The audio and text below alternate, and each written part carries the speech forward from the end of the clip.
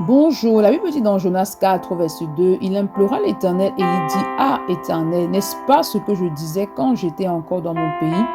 C'est ce que je voulais prévenir en fuyant à Tarsis, car je savais que tu es un Dieu compatissant et miséricordieux, lent à la colère et riche en bonté, et qui te répand du mal. On a ici Jonas qui connaissait véritablement le cœur du Père.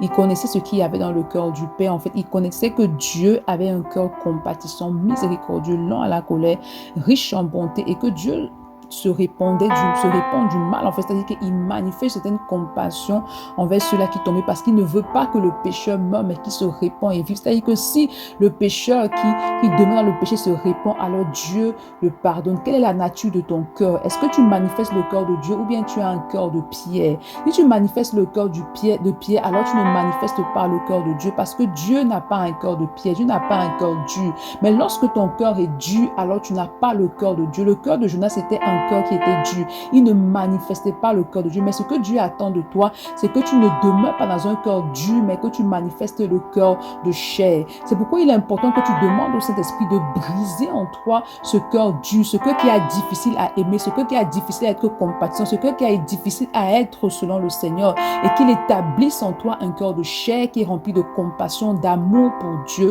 et pour les hommes. Bonne journée. Shalom.